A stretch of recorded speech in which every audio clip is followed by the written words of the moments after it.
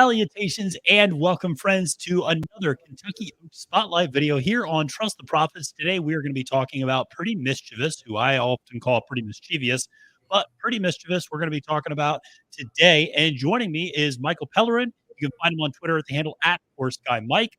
Michael, thank you so much for joining me today to talk about yet another intriguing contender in this year's Kentucky Oaks field. Yeah, absolutely. And it feels like we've been talking about a lot of these Oaks horses that don't really get us excited. And then besides the favorite wet paint, Pretty Mischievous is one that I finally have some positive things to say about. So excited to get into it. Yeah, we try to be a positive show, but sometimes it's hard to be positive about some of these, and especially I think it's going to be interesting to see what prices we end up getting, because I think that's also where a lot of our issues are with some of these horses who we may like a little bit, but maybe not at the price that they're going to be going off at on Kentucky Oaks Day.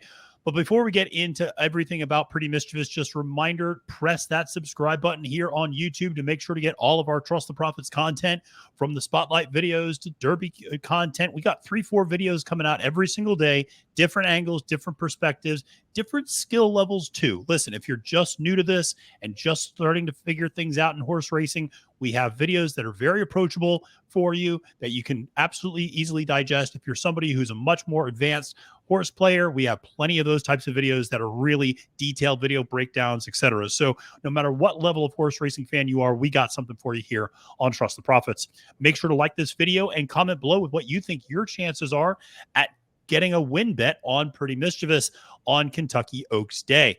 Well, Pretty Mischievous is an intriguing filly. She is one who has been running at that Fairgrounds prep circuit, and we're going to do a little bit of a deep dive into her past performances and her pedigree. And this is obviously a horse for Brendan Walsh, jockeyed by Brian Hernandez Jr. Both of them pretty hot right now at Keeneland. I think Walsh is winning something like 26% of his entries at Keeneland. Brian Hernandez Jr., we've seen bring home some really big prices into Mischief filly here. Michael, interested just when you think about the Oaks or Derby or big days in general, how much do you take into consideration how hot a particular barn is or how hot a particular jockey might be in the weeks leading up to those types of races? Yeah, I mean, I give it a little bit of credence, especially, on the day of. If, let's say, a specific jockey's having like a hot day, I might give them a little bit more, credibility for a big race later on in the card. But I think overall, when you're looking at the level that we're racing at here, especially, on the biggest days of the year, the Kentucky Derby, Kentucky Oaks days, the jockeys have not little impact. I mean, but you can mix and match them. Like, let's say, Brian Hernandez Jr.'s on there. If you want to throw Jose or Irad or someone, you're going to get a similar ride on the horse because the horse is who they are. Now, every once in a while, you're going to get that excellent, like no other jockey could have made this move with this horse. But it's not something that you can bank on a day in, day out, handicapping angle. So I think, Brian Hernandez Jr. is doing a great job so far, which elevates him to equivalent to all the other jockeys right now. Yeah. Yeah, no, I hear you on that. I mean, we'll see those spectacular jockeying efforts. We'll see Joel Rosario come from the clouds inevitably in one of these races, and you just go, my gosh, and nobody else could have gotten there.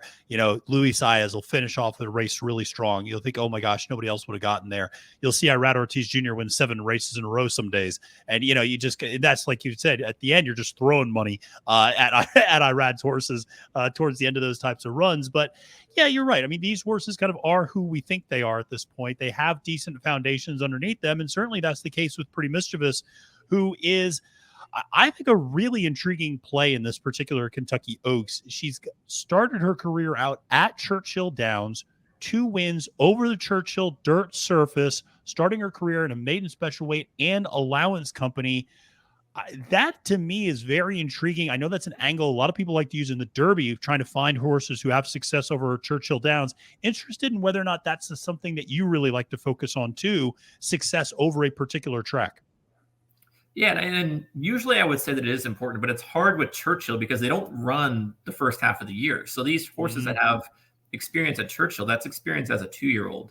And we've talked about it in some of the previous videos that success at 2 doesn't necessarily translate to success at 3. So while it is great that she has had success at Churchill in the past, I don't think it necessarily bumps her up over someone who is having success at Keeneland or having success at Oaklawn or other relative. As long as it's a dirt track and they're running on Similar, fast track, fast. It's going to be fast on that day, or if they run in the slop and it's going to be sloppy on that day. If they have that experience, I think that's more important.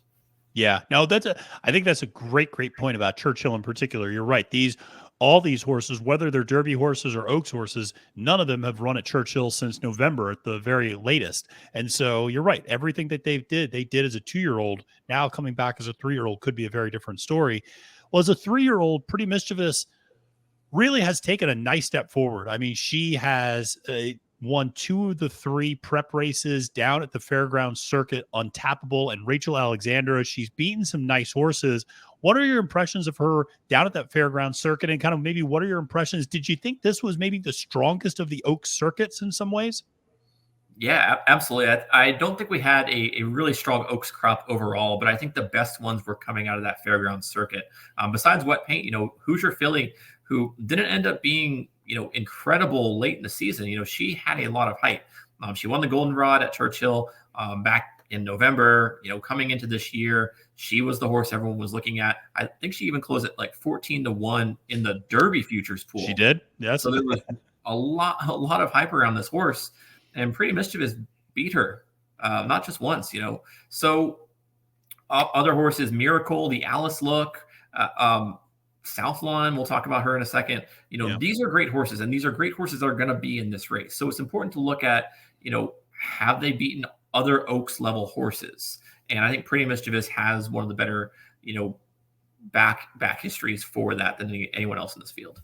Yeah, that's a great point, and something we brought up when we had the video about Botanical. Who is she really run against? Nobody else that's going to be in the Oaks field. Even Affirmative Lady, a horse we both kind of like underneath, but still you look at who else she's run against. Nobody else who's in the Kentucky Oaks, and so it is a little bit concerning to go, oh, what's the level of competition? How, what's going to happen when she steps up in class, things like that. But you're right. I mean, there's a lot of horses that have, I think, a lot of ability, obviously, that have been running at that fairground circuit. And Pretty Mischievous, she's kind of, I think, answered the bell the last couple of times out, even though she lost that Fairgrounds Oaks.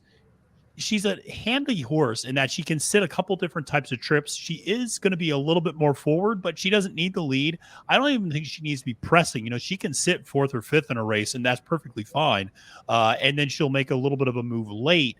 I thought she was so impressive in that Rachel Alexandra sitting just off of Miracle. I thought for sure Miracle was going to win that race, and she really just kind of dug down and showed a lot of grit to win that race, track Miracle down in the stretch and get past her at the wire.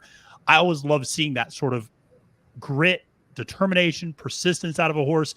So many times with young horses, they like to run with each other, not past each other. And so to see a young filly just say, I'm not going to get beat today, I'm going past you, to me, that's something you can't really quantify necessarily, but it's something I like to see out of these young horses. Interested in whether or not you kind of look to, how these horses finish a race, how they go past other horses, things like that.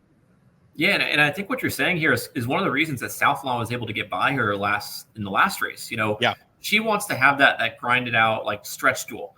And she was doing that with the Alice Look when Southlawn just kind of flew on the outside and went past her. And she's like, oh, wow, I didn't even see you coming. I wish I would have. So I think that's something that if that's the kind of scenario we get into in the Derby or in the Oaks, then it's going to be really kind of a bump up for Pretty Mischievous. If Botanical gets on an easy lead and they go, 23-47 and Pretty Mischievous is sitting there in 2nd or 3rd, I think she's going to be incredibly difficult to beat. Yeah, I would agree with you. And you're absolutely right. The way that Southlawn just kind of blew by everybody, it was a little bit of like, oh, I didn't even know this other horse was in the race. And it did feel, I don't know if Hernandez moved her early. I don't think he did, but I do agree with you that it felt like she was interested in getting past the Alice Look, and that was kind of the primary focus. And then all of a sudden, Southlawn goes flying past on the outside in the center of the track. And you could tell, I mean, she kind of then tried to give it another go, but it was like already at that point, it just wasn't going to happen. So interested to see how she's going to handle the 1.125 rather than a 1.16. I mean, I think that's certainly a question to consider. But, like I said, she's won at a 1.16 before and finished off competition well in that space. Interested, when we talked about Wonder Wheel, we also talked about Defining Purpose, who beat Wonder Wheel last time out. You brought up Southlawn. Interested in your thoughts on this horse, who, of course, beat Pretty Mischievous last time out in the Fairground Oaks. Yeah, I mean, I like Southlawn a lot too. What I have against Southlawn for this race specifically is that I don't think Southlawn is as good of a closer as someone like Wet Paint. So if you're looking at who's the best, front runner, who's going to be in that, first through third pack, I think Pretty Mischievous is the best of that grouping. And who's going to be the best closer? I think Wet Paint's going to be the best closer. So Southfall's kind of in the middle there where she's the second best closer. She can sit mid pack. So I do think if there's a scenario where Wet Paint gets caught up in traffic problems and Southlawn's able to get clear, then it's going to set up really well for Southlawn.